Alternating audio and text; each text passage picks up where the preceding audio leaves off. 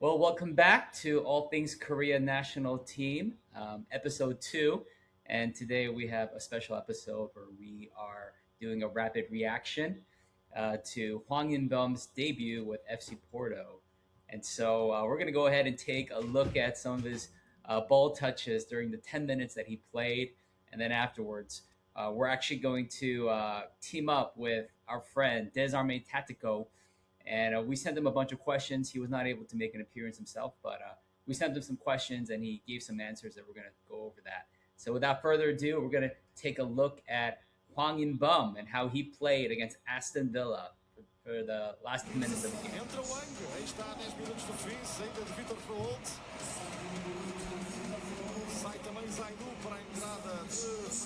Looking good in that kit, huh? That's a fact, man. Sim, sim, joga na. Already, look at him get that ball. A Federação tem feito trabalho fantástico em descobrir este tipo de jogadores. Tem, aliás, departamento específico para isso. Oh, he tried to squeeze that through. Apanhados mesmo, detectados neste momento. É decisivo isso. Nice little layoff as In-beom does in the middle. Yep. The president watching. Look at him guard that ball like that composure. Yo, Kangin or In-beom, I can't tell, bro. Handle the press. Oh, and he line breaks so well. That's a line break, bro. Oh, he could have gotten that assist. He barely knows these players, and he's just... That's a lovely move right there. I know. He's a baller. He just knows. I mean, that run is something that I feel like he's developed later in his career, so... Yeah. Oh, yeah. Look at that back heel. No look back heel. Oh. You could hear the oohs and the ahs. And then, although you would have... I know, you would have wanted to see him play longer after all that, but the game comes to a close. I mean, I think that's how the Porto supporters were talking, right? Like, they saw that 10-minute cameo, and they're gassed about him. Rightfully so. Yeah, they were super excited. He put on a show in those 10 minutes. And so, I mean, just any quick thoughts, Kevin, as you just watch some of those plays? I mean, this is In-beom at his finest, bro. And like, he's aging like a fine wine. He's showing what he's capable of very early for his first ever like 10 minutes for Porto, a very big team. So this just seems like the perfect type of move for a player of In-beom's stature at the age that he is at. And I mean, it's a 10-minute preseason cameo, so let's not get ahead of ourselves. But the signs are strong, man. The signs are bright. Yeah. And what really struck me was how he got instantly involved in the offense, just like in the final third, creating opportunities, chances, just his awareness of space, of players around him.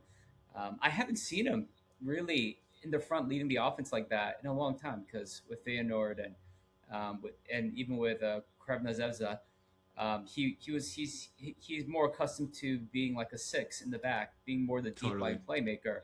And so to see him actually making these runs and breaking the lines, it's just, I'm like, oh, it's been a while since I've seen that, but it was definitely exciting to see him more involved in the action and I mean, he could have, yeah. No, yeah, you're right, dude. I mean, for us as like Korean national team supporters, we know what he's capable of doing when it comes to threading the ball or getting the ball in between lines. And I don't know, for me personally, seeing him making those later runs, that was kind of sort of uncharacteristic when he made that run that eventually led to our equalizer against Czechia, right?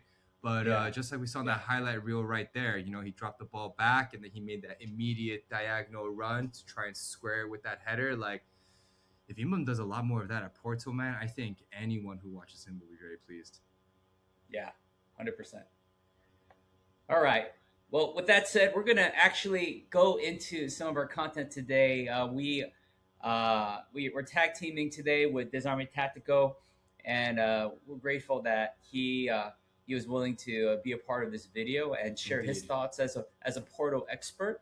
Shout outs to Desarme Tactico, and he's gonna answer some of our questions in regards to Hwang In-beom's fit with the club. And so, without further ado, the first question that we have for him is this: How was the Portista reception been over? How has the Portista reception been before Hwang made his debut. And I asked that question because we have another midfield general who's just transferred to Atleti in Spain, and the response that he got from the fan base was mixed. Some fans were excited, a lot of them were very skeptical, and a bunch of doubters over there. And Oh, so interesting. I did wonder, whether Porto fans were also whether there be a mixed response, some Mm, excited or some doubt. So I just wanted to ask him that, and he actually answered this way: around here, most Porto fans were very happy with Hwang's signing. Some already knew him from the great game he played against Benfica in 2024. I believe that was during the Champions League qualifiers or at some point in the Champions League tournament. And most had watched him during the World Cup, where he crushed it against Czechia, was man of the match, scored that beautiful goal, that chip shot over the goalkeeper, mm-hmm, took a body there while doing so, and then he mm-hmm, scored the game-winning assist with mm-hmm. Oh Hyung-gyu. And we all felt he could be a great addition to the team. When he arrived, the only concern among the fans was the injuries he had suffered last season, a factor that could be significant. Now that's true.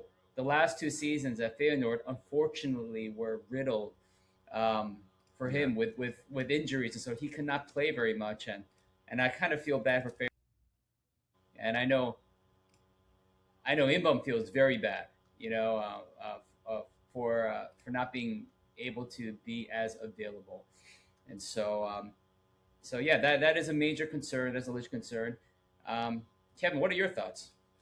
Yeah, man. I'm trying to pinpoint exactly what his injury record is like. I'm like perusing through transfer marked, but anyway, I digress because Inbum, bar the last couple years, I feel has been a very consistent player, a very fit player.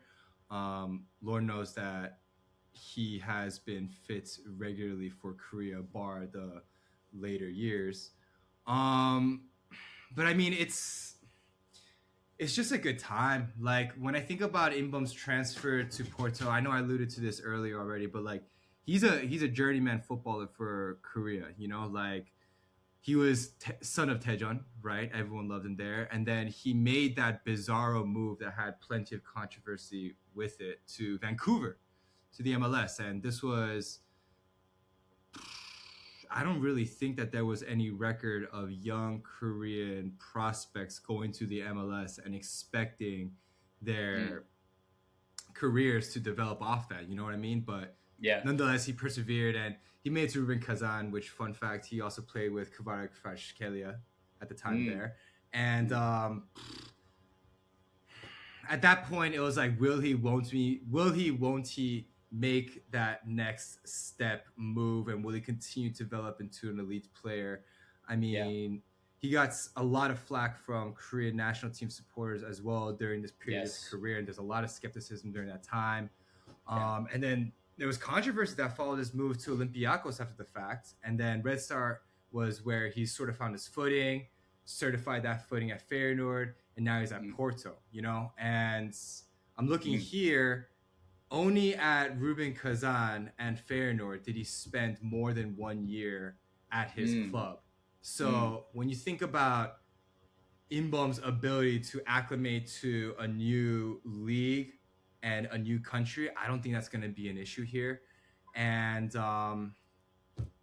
That's a yeah, good I point. mean, yeah, like he's been like as a diehard national team supporter, he has been so instrumental to our midfield, and our midfield looks totally different without him. I know tons of national team supporters have heard me say this a million times over, Yeah. but just from the back of his accomplishments with the national team, especially with that goal against Czechia, I think Porto fans are in for a treat, man. Yeah, yeah, and I really like how you kind of went over his journey. He's been a journeyman, and it's not like he moved from club to club because he couldn't play. He actually moved from club to club because he just got better and better and better. Yo, Um, yeah, go ahead. No, go ahead. yeah, yeah, and so I was just gonna say like it's been really rewarding seeing him work his way up through the ranks of the clubs, from the MLS to Russia to Yeah, Greece and to to Red Star Belgrade, where he got the MVP league MVP award in his first season there. hello, hello. And to add on to that point, I mean, I don't think that anyone can question In-beom's ambition. I know that Yeah, was maybe a thing in the yeah, early 2020s with Vancouver and Ruben Kazan, but like Olympiacos, Red Star, and Feyenoord, I know that they're not exactly playing in the top leagues, but these mm, are big clubs, man. Olympiacos makes regular appearances in European continental tournaments. Red Star Belgrade's one of the best in their league. yeah, Feyenoord, one of the best in the Netherlands. And yeah, Porto needs no introduction. You know what I mean? So yeah, there's this steady progression in his career that's evident even just like on paper. yeah. So that added on to the fact of his class on the pitch. I mean, Porto fans are in for a treat, bro. Yeah, yeah. And I just like how you mentioned as well that like there are having periods of time where he struggled with the national team, and I still remember our last Asian games where we got knocked out by Jordan, Oh yeah, the Asian and Cup, yeah. yeah, and I think yeah, excuse me, Asian Cup, and I think one of the mistakes was from In-beom, and I just remember the fans on X, they were just like, dude, this guy can never play for the national team if we really want to be a strong team, No, I'm not having and that. we it was real during that time. I don't know if you Yeah. remember, and so people were doubting him, and honestly, like it was such a disappointing Asian Cup that I felt the same way too, and I actually got worried when he went to Red Star Belgrade because I was like, oh man, this guy's like going there right after the Asian Cup. Like I hope like he can do okay. I hope he can get his confidence back, and he crushed it. He He crushed it crushed it. in the Serbian Superliga, and he Yeah. continued to get better. He made Yep. his way to Feyenoord, became a fan favorite when he was healthy, and and while he while he was growing as a player and he was growing in his reputation as a player, he also started really getting better and becoming so instrumental for the national team. Yeah, It's like absolutely. his club career paralleled his rise as well with the national team, and as he started playing the deep lying playmaker role and the six, the pivot, and he started doing that with our national team, and now he's instrumental. He's one of our best players. Yeah, he's And undroppable. that game and the game in the World Cup was just it was just like the fait accompli, like where he won the man of the match, and I can't imagine our national team without him. It'd be a huge loss. Yeah, absolutely. I mean, I know that shout out Steve Hahn, one of the Yeah. OGs reporting on Korean football. I know that In-beom is one of his favorite players, and I totally understand why it's the case when you consider the football that he plays. But Mm, In-beom honestly is damn near close to a Korean football legend, just considering the longevity of his career, considering how he started in 2015, 2018, the middle of the dark decade of Korean football. He persevered through all that. He persevered through all the nonsense when it came to his club moves. I will never forget the nonsense he had to deal with his agents and that MLS move. Like there were mm. a lot of obstacles in Bum's path towards getting to where he is now. So yeah, man, he's due his flowers, and I think this move to Porto is representative of that. Yeah, sounds good. Sounds good. All right, so we're excited about In-beom, and that's something hopefully Portistas, as you guys listen to this, you get some lore, some back history of In-beom and his journey here. And yeah, you're not just getting another player from Korea, like you are getting one of our best players. You're That's a getting one fact. of our team leaders. That's a fact. After Son Heung-min, Kim Min-jae, Lee Jae-sung, it's probably Hwang In-beom Yeah. as fourth, Yeah, and then that's valid. Gang-in below that. And so Hwang In-beom may one day become the captain of our national team. He has Yeah. tremendous leadership qualities. You guys saw that on the pitch. Even those 10 minutes he was there, he was instructing players to move around. He does that in every team he goes to, and people love him for that. So with that said, we're going to go to question number 2 that we asked. What was the reaction to Hwang's debut? What was your reaction, Desarme Tatico, and what was the reaction of the Portistas? And he said it was only a few minutes, but he already made the best possible impression. Even in such a short time, he was able to convince the stadium that he will certainly be a great addition to the team. What he managed to do in about 10 minutes was very impressive. He showed good technical ability, intelligence, and significant creativity in the midfield. Let's hope he can now maintain that level of performance for longer and in more games. So, like we mentioned, they're all impressed, and those 10 minutes were just really fun, and it could have it's gone as best as you could hope, but there's still that lingering concern, like, oh man, like we want him to be healthy though. That is probably the biggest concern about Inbo. Yeah, and honestly, just reading this response on it just feels validating, man. It's just so validating to Mm, see other supporters watch in bum ball and yeah, recognize the qualities that he has as a midfielder. So, no notes yeah, from me. I love this response. I'm pleased, and I yeah. hope that Inbum can build off this as we enter the next year's season. Yeah, I'm glad. I'm glad like he didn't like I don't know like lose the ball that led to a concession of a goal. I'm glad that he actually brought life to the team, and he did a lot in 10 minutes, and some of the other players couldn't do in the entire game. And so like I agree, it's definitely gratifying to see that reaction. And now already, even those after those 10 minutes, I've got Portistas telling me like he's their favorite player for only 10 minutes. No And way! so that's yeah, seriously. Wow, And so wow. that's where I want to say Portistas, I love y'all, and it's natural to get excited over someone new and seeing them play well, but it's just been 10 minutes, all right. He's definitely gonna have periods where he's not gonna be so flashy and he's not gonna be as thrilling a player. And so let's pump the brakes a little bit. Let's ease off the hype a little bit. But yes, we can celebrate that had a successful debut. Okay, question number three. Now, this is where we get into little tactics here, and this is where I really value Desarme Tactico's contribution as a Porto expert. The Hmm. question was, where does Hwang fit best on this team that has a pretty strong midfield already, and what does he add? And he answered. Desarme answered. Right now, FC Porto has a very strong 4-3-3 formation with one defensive midfielder. Hwang was signed primarily to complement Victor Froholt, the team's most valuable player, and he was also the league MVP last year. And I believe he'll initially serve as his backup, which is interesting. Over the course of a long season, he'll often start in both the 8 and 6 positions where he can build play from the back. But right now, the midfield is very strong physically, combative, and high intensity.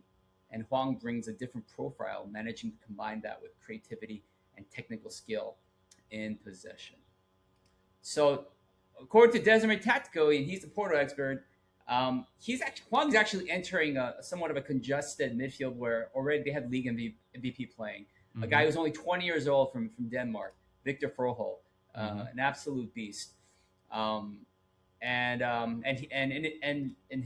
Desiree Tactico's opinion, there's a good chance that Huang may initially serve as the backup. Um, but over the course of the season, he maybe tried out at different midfield positions. But there's some competition here, and so I definitely get the vibes that it's not a given that Huang may start right away like he did at Red Star Belgrade or Feyenoord. For sure. What are your thoughts on that, Kevin? I don't know. I first of all, I love the fact that you said the league MVP was Victor Froholt, yeah, last year. Mm-hmm. Mm-hmm. A defensive midfielder who's of the quality to be recognized as the league MVP, partnering Hwang In-beom rather than competing with Hwang In-beom sounds really, really exciting to me. I don't Just to be really. clear, Go ahead. Victor wasn't the he's not a defensive midfielder. He's the eight. He was an 8. Okay, there you go. Yeah, yeah, I mean, okay, if he was an 8 rather than a 6, then yeah, Imbom will be competing with him for minutes. But if there is a world, oh, thank you. If there is a world where Froholt sits deeper and Imbom can be the more like metronome esque midfielder that we know him to be, that's yeah, a really exciting prospect for me because yeah, even though I give Imbom his flowers, I still don't see him as a true number 6. I see yeah. him as a type of player who is going to be able to hold on to the ball, who's going to be making the smart pass 9 times out of 10, if not 10 times out of 10. And Yeah. he's going to find players between the lines. But if you're looking at Imbom to be the guy shielding in front of a back four, that just seems like a bit of a misprofiling for me. Mm, So that's the first thing that I have in mind, and I'm curious to see what that midfield play will be like, regardless of who Imbom's partners will be in the yeah, midfield three. yeah, I'm curious to see how it plays out. yeah. Yeah. So I actually, after I received his answers, I kind of followed back up Uh huh. and I asked him, would there be a possibility that they actually play together? There you go. Froholt and In-beom play together. Uh, in addition to playing with number 10 Vega. So Vega is a textbook 10 attacking Right. midfielder. He's always going to be playing there. If Mm-hmm. anything, I thought that In-beom's competition is going to be Varela, who is the number 6. Mm. And so, I think like I agree with you. Like In-beom is not, he doesn't have the attributes of a holding defensive midfielder. Um, but I think he can definitely function as a pivot in the same spirit as a Vitinha. Someone Sure. who's spritey, moves between the lines, guards the ball, distributes the ball, just act as a pivot. Yeah, absolutely. And so I'm wondering if he could be able to play that role and almost, you know, in function operate in like a double pivot with Froholt. I think And, for and domestic. Go ahead. Oh, I was just gonna say, and so yeah, Desarme Tactical actually responded back to that. He was like, "Yeah, that could definitely happen," and he actually said that Varela might actually even leave. There's a possibility he may leave this transfer window, and Okay. so it sounded like there's a good chance Yeah. that In-beom may crack the starting lineup and play with these guys. And the other point that I made to Desarme is that Coach Ferrioli is a huge fan of In-beom. He's been chasing him like literally his entire career, trying to get him to sign with him from from Allianspor Oh yeah, sure. to like Nice to like all these places, but it just didn't work out. So Mhm. I find it hard to believe that now that he finally had In-beom that In-beom would just be coming off the bench. Like I Yeah. feel like In-beom's going to have more of a bigger role than that. Yeah, man. And also, if give me 1 second. Yeah, if also Froho is that top of a player and is extremely dynamic as an 8, like I could totally see Froho and In-beom working in the midfield, maybe sitting a little bit deeper, but being that double pivot that you were referring to, especially for domestic games, because Porto are top dog. A lot of other teams in Portugal playing against them will be dropping, will be playing more defensively, will be harder to break down. Mm, So, yeah. I mean, In-beom is the perfect instrument to try and get you the ball in dangerous spaces when you're playing against teams like that. So, if Porto are looking to overload and especially utilize their midfield with In-beom in there, it's going to be tasty. It's going to be tasty. Yeah. I guess we'll see, huh? Yeah. We just saw 10 minutes, and I guess we'll have to see In-beom in a full game, and I guess the coach will make those judgments and make those decisions. All right, let's go to question number 4. Which teammate do you think Oh, there we go. that he'll develop the strongest partnership with, and why? And we just kind of talked about it. Desarme Tactical said he'll play in the same position as Victor Froholt, League MVP, but with the coach's rotation, they might even play together. In addition, we also have Gabriel Vega, a player capable of playing both the 8 and 10 positions, who plays the other 8 position, as well as Rodrigo Mora, a pure 10, who given his I got them confused. Mora is a pure 10, who given his technical ability links up very well with Hwang. And so Victor Froholt's the name that comes up first. And honestly, in my opinion, I think like I just get the sense that like they're gonna have a deep relationship. I don't know. This is going a bit of a stretch, but in the same ways that you had Vitinha and João Neves at PSG, and they have this really dynamic midfield relationship. I'm hoping, with these two dynamic talents, Victor Froholt, of course, much younger than Hwang In-beom, but nonetheless, they could build this dynamic midfield partnership where they can really boss the midfield together. Yeah, it's also interesting how he doesn't mention anything about Varela as a defensive midfielder. I know you just alluded earlier that he might be potentially leaving, so that might be why. Yeah. But I mean, if I'm just going strictly off of this answer, it seems like Porto are trying to play really front foot forward, offensive, possession-based football, and In-beom will thrive in that type of team and environment. So great. Yeah. So I'm glad that he's got some talent around him and some gifted players around him, and hopefully with these players, In-beom can accomplish more with Porto than he did with his other clubs in the past, including Feyenoord. We'll have to see. But I was just really impressed with Porto. I mean, I'm not a Porto expert myself, but just seeing the level of competition they faced, even last year's Champions League, they took down some big teams. I think they just lost to Nottingham Forest in the quarterfinals by 1 goal. But before that, they beat Stuttgart, from the Bundesliga, which is a solid team from the Bundesliga. And so this is a very strong team, and this is a very in one sense, even if you just look at the number of fans and followers and metrics of social media, they have more followers than even Feyenoord does. And so this Yeah. is I do see this as a slight step up from Feyenoord. Oh, this is So absolutely I'm a step up. This is like, I don't yeah, think there's yeah. a debate about it. I mean, Porto is like Okay. one of the most reputable European Mm, clubs, regardless of them playing in Portugal, with all yeah, due respect, you know. And yeah, my, yeah, I yeah, mean, my not relationship, but I recognize Porto as the type of team that is always able to build a competitive squad. mm, Historically, I think of like Hulk, for instance. You know what I mean? Like, he bossed it at Porto, and he went for an exorbitant amount of money to mm. Zenit. And I might be showing my age here now. What there's a couple of defenders. I don't know if Ricardo Carvalho is right, but they're just historically a team that have been breeding top talent, and if they kill it at Porto, they're gonna go for a mad amount of money for another top team in Europe, and they Yeah, more often than not thrive. So yeah, Porto are a top team, and In-beom being yeah. there is just complimentary on both regards. And I just find it so funny that Korean, um, a lot of Koreans on Twitter were unhappy with that he was going to Porto. I heard talk of people like saying he should change agents because he's going. And I'm like, what Nah, are you that's talking about? disrespectful. Like, That's disrespectful. yeah, That's I'm disrespectful. glad you were one of them, Kevin. Like, there was a lot of that talk by people we know, and I'm just like, am I the only one that's like really happy he's going to Porto? No, this is Um, exciting. okay, This is yeah, exciting. yeah. So I'm glad that he's here, and I'm glad that his wife really likes it here. I mean, from what I've discovered, his wife was a big factor in the move here. So Oh all the yeah. Portistas are like hailing her as queen now of Porto. So that's such a funny thing. Hell yeah. All right. Well, Porto fans appreciate his style. Some people describe Hwang as a player who doesn't always dominate highlight reels, but quietly controls matches.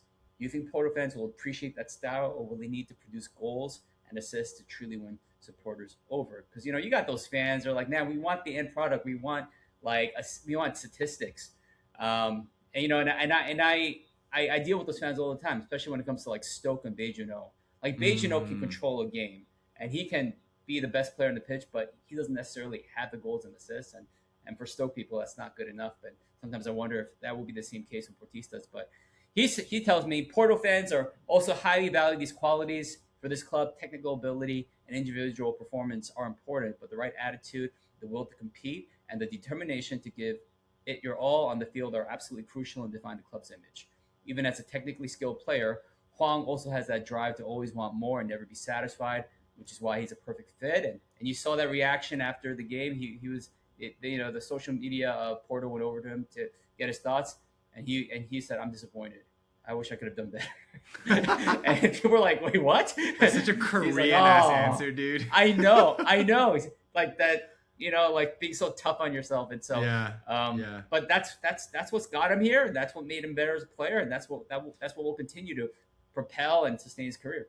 I mean, dude, this is another reason why we should be excited about this move to Porto, because Porto supporters clearly know ball. I mean, you were just alluding to Pigeonhole, and you were talking about how you need numbers to drive your support for Pigeonhole.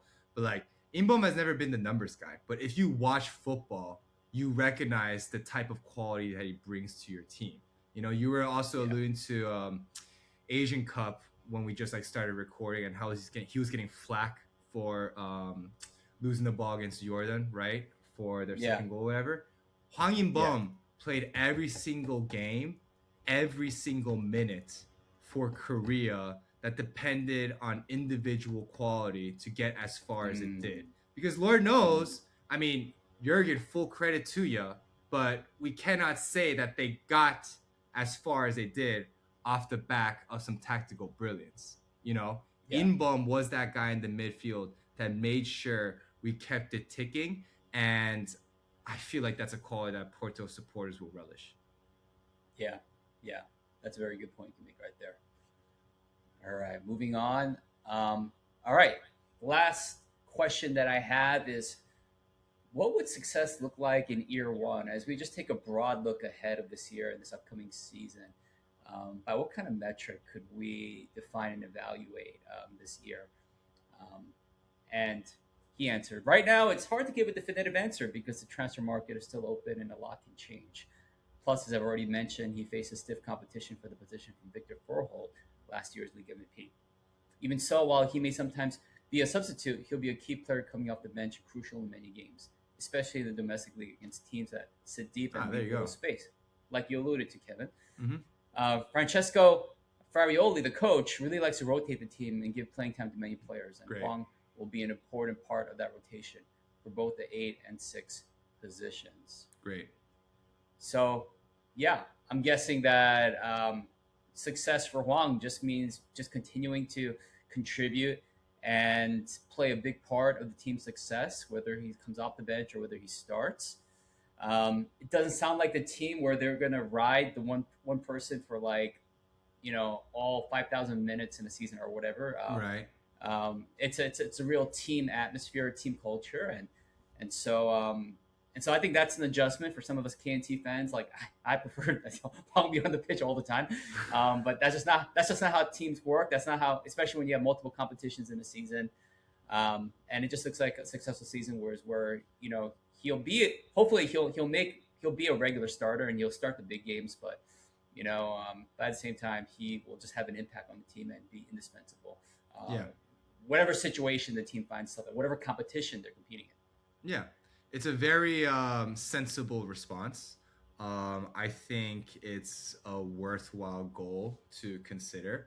I mean, look, I always say about players transferring to a new team, give them a year. Even if they're subpar the first year, chalk that one off because they're adjusting to a new league, new country. But like we had mentioned earlier, man, like In-beom has been adjusting to a new country every 1 to 2 years. So Yeah. that whole issue, I feel like, will be a non-issue. And Yeah.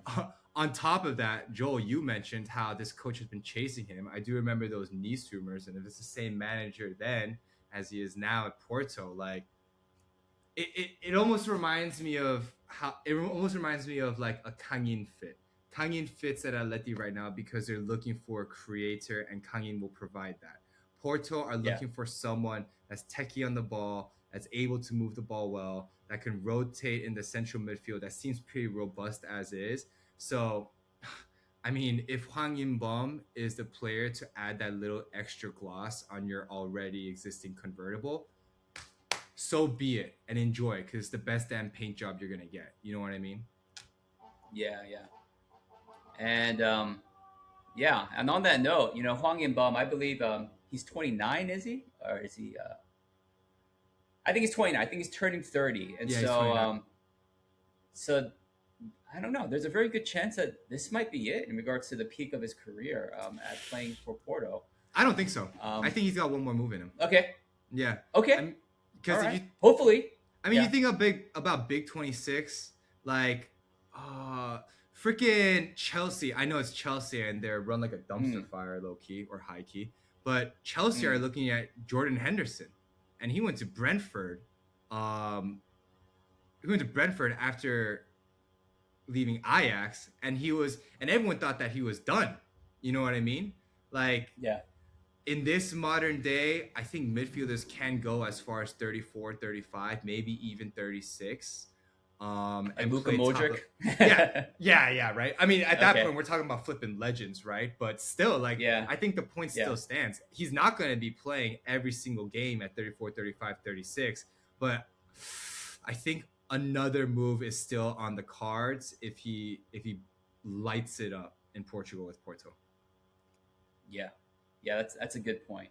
And if he stays fit, which has Of plagued course. him the past 2 seasons. Fair. He is turning 30. He is turning 30 in a little less than 2 months, September 20th. And so so this actually is physically, he's at the peak of his prime, and we can only hope that he has a very healthy season for the first time in 2 or 3 seasons, and he can really contribute and make Porto fans happy.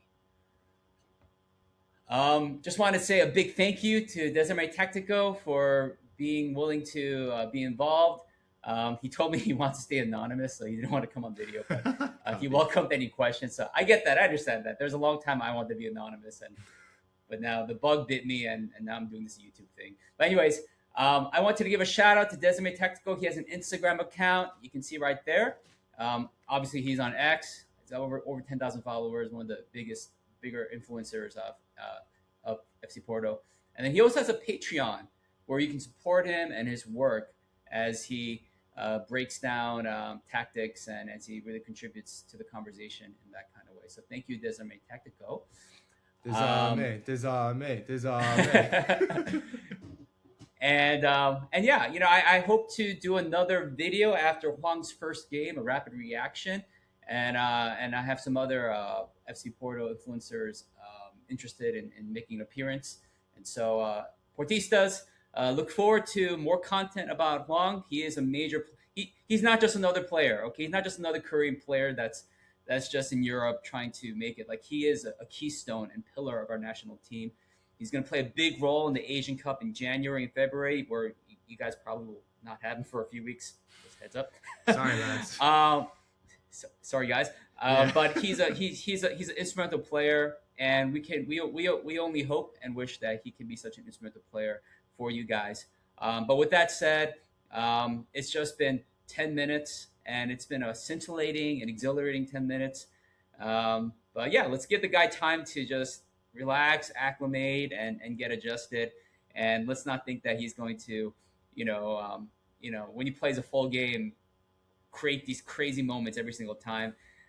Let's maybe adjust our expectations a little bit, while at the same time being excited that there's a new type of player, a new type of profile of player here at the club at FC Porto who can add value and help the club. Yeah. Kevin, I just wanted to hand the mic over to you before we close it off. Yeah, man. Get I your mean, 2 cents in. Yeah. it's kind of funny that we talk about In-beom this way right off the back of talking about Hwang In. It might seem a little cheap, but it's really true. Like, In-beom is one of the greatest central midfielders that Korean football has produced, and especially in modern times.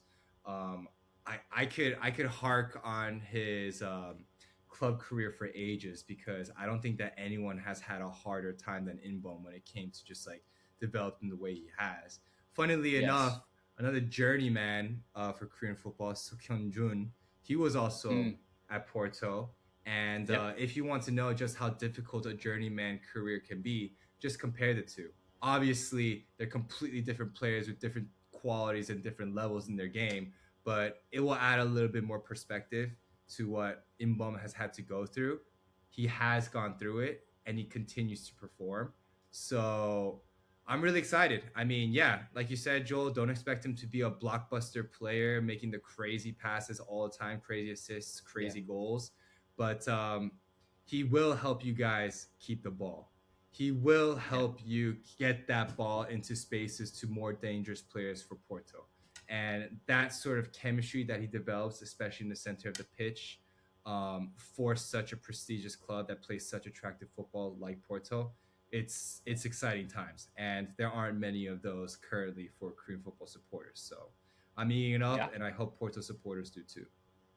Yeah. And I just want to give a shout out to my boy Kevin. He doesn't have his Twitter handle there. It's Tuhon. It's TUH0N. Give him a follow. As you guys can see, he knows ball, and I appreciate his friendship, and I appreciate his contributions as he partners with me as we do this channel. And so that's it for today, Portistas. Thank you for tuning in. I hope our English wasn't too fast or quick for y'all. From what I've heard, Porto is a big tourist town, so English is a dominant language there. And so hopefully you got some value out of this. If you like this video, please, if you enjoy the content, please like the video, smash the likes and subscribe button. This is a new channel. We could use a little support, and be on the lookout for more content. Until next time.